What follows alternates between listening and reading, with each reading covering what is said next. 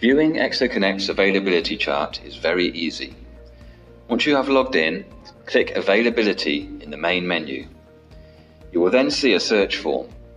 Use this form to set the dates that you want to check availability for, as well as other search terms as needed, and then click Search.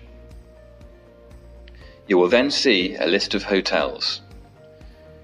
You can view more details about any hotel, including its location map and a selection of pictures, by clicking its name to open its fact sheet in a pop-up window. Click the arrow next to any of the hotels to expand it, or click Expand to open all of them. For each hotel, you will see availability for all room categories over a range of dates, starting with the date chosen in the search form. You can go to future or past dates by clicking the Next and Back buttons.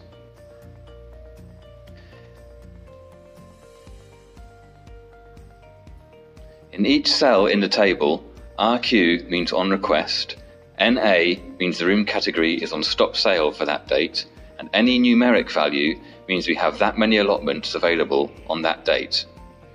You can click any RQ or numeric value to book the hotel on that date.